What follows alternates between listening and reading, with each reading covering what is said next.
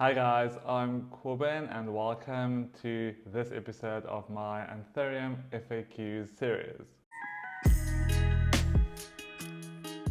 But before we dive right into this, we are first going to consider the natural environment of Anthuriums because that will go a long way to kind of informing your choices of media or substrates. So Anthuriums are tropical plants. They are from Central and South America, where they grow in the jungles. They can be found as epiphytes, lithophytes, terrestrial, and also hemiphytes. So an epiphyte is a plant that grows on a tree. It lives its entire life on the tree, but it does not take anything from the tree. So it's not a parasite. It only uses the tree, or it could be another plant, as support. A lithophyte is a plant that grows on the rocks or on mountains or in between the crevices of rocks. A terrestrial plant is a plant that grows in the floor and in the forest floor, so in soil. A hemiphyte is a plant that starts off in the soil, but then grows up in between a tree, and then it uses that tree for support as it grows, up into the tree canopy. So maybe something like a monstera, maybe philodendrons, halome. Those would be the type of plants that like spring to mind when I think of that growth pattern. So how did we understand the growing environment? We can go and we can look at the substrates. So those environments are environments where the plants would have access to a lot of oxygen in the roots. Because remember, even the Anthuriums that grow as terrestrial plants, probably in the jungle, about a foot or more of that is bark or leaf litter or a very porous mix of all of that, plus maybe small rocks or pebbles. So it's still not what we traditionally might think of as soils. That's just something to keep in mind.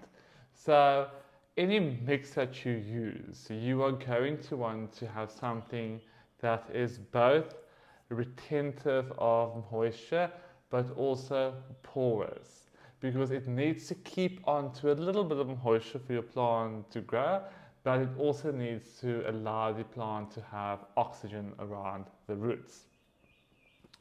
So this is like a typical type of mixture that I would use. So this is coco coir, which is, you all have this, it's like a brick, you put it in water, it expands and becomes like this little substrate. Then there's also bark chips in here, so you can see like these. There's a little bit of volcanic rock dust in here, which will give you some trace elements. And there's also a worm castings in here. So worm castings is the byproduct of worm farming, and it's a great fertilizer and it's a great additive to potting mixes because it's going to give you your nutrients. Then the most important thing in here really is the perlite. So this is perlite. So perlite is a volcanic substance, and it provides, when we use it in potting mix, it provides the mix with aeration, which is really important, not only for Anthuriums, but also your philodendrons, your Hoyas, really all of these tropical houseplants that we have.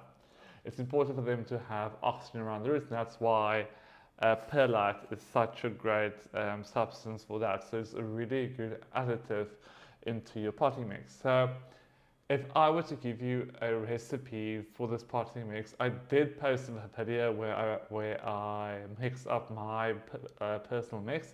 I will put it on the link, but just to give you a quick little guide, you are going to want to use your cocoa coir, your worm castings, and your perlite. So those three you want to use in equal parts.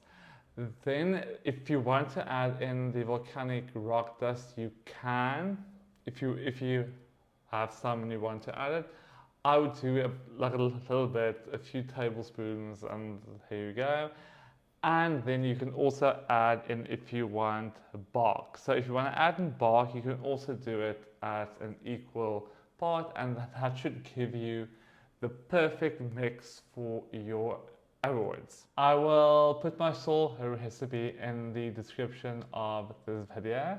If you have any questions, please leave them in the comment section below and I will get back to you. If you like this video, please give it a thumbs up and please subscribe to make sure that you don't miss any of the future videos in this series. I will see you in the next video. Bye.